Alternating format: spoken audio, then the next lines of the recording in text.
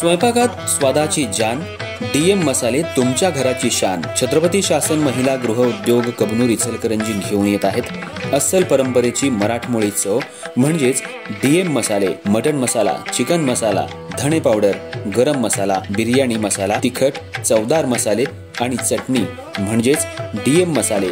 तर आजच आपल्या जेवणाची रंगत वाढवण्यासाठी केमिकल विरहित डीएम मसाले, गृहिणींच्या मनातले मसाले आणि चटणी अवश्य वापरा. डीएम मसाले महिला बचत गटाद्वारे करणारे स्वच्छ माफक दरामध्ये म्हणजेच डीएम मसाले. संपर्क दिव्याताई मगदूम, मोबाईल 91 30 80 22 55.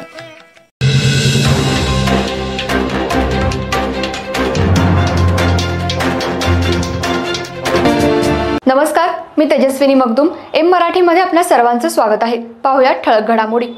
इचलकरंजी शहरातल्या रस्त्यांची झाली चाळण. 51 कोटी रुपयांचे रस्ते खड्डेमय झालेत. आमदारांची इंजिनियर समिती गेली कुठं असा सवाल उपस्थित होऊ लागलाय. रस्त्यात खड्डे की खड्ड्यात रस्ते अशी अवस्था सध्या झाली आहे. पहिल्याच पावसात 51 कोटींचे रस्ते पाण्यात गेलेत. खासदार आमदार याकडे लक्ष देणार का? इचलकरंजी शहर खड्डेमुक्त व्हावं यासाठी प्रशासनाकडून आणि शासनाकडून मोठा निधी मंजूर करण्यात आला.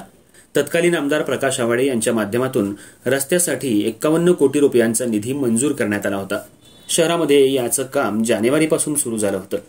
शहरातल्या मुख्य रोड आणि इतर भागात रस्त्याचं काम जोरात सुरू होतं. हे रस्ते निकृष्ट दर्जाचे झाल्याचा आरोप आजी माजी नगरसेवक, सामाजिक कार्यकर्ते यांनी केला होता. पहिल्याच पावसात 51 कोटी रुपयांचे रस्ते पाण्यात गेले आहेत. माजी आमदार सुरेश हाळवणकर यांनी 107 कोटी मधून शहरात चांगल्या पद्धतीनं रस्ते केले होते. ते रस्ते अजून दर्जेदार आहेत, पण 51 कोटी रुपये खर्चून केलेल्या रस्त्याचा दर्जा मात्र ढासळलाय. रस्त्यात खड्डे की खड्ड्यात रस्ते हे समजू शकत नाही. नवीन केलेल्या रस्त्यांची पहिल्या पावसात अक्षरशः चाळण झाली आहे. त्यामुळे या 51 कोटी रस्त्यांचा दर्जा पाहायला मिळतोय. खासदार आमदार यांनी इचलकरंजीला निधी मंजूर करून आणला खरा, पण तो भ्रष्टाचाराच्या छायेत अडकलाय. या रस्त्याची मलाई नेमकी कुणी खाल्ली, कुणाच्या घशात गेली याकडे बांधकाम खातंही दुर्लक्ष करते.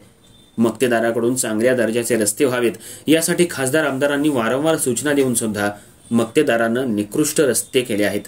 त्यामुळे रस्त्याचे 51 कोटी रुपये गेले कुठे असा सवाल सध्या निर्माण झालाय. अशा मक्तेदारावर गुन्हे दाखल करून त्यांना काळ्या यादीत टाकावं. ज्यांनी 51 कोटींचं टेंडर भरलंय आणि निकृष्ट रस्ते केलेत त्यांना खासदार आमदारांनी जाब विचारावा.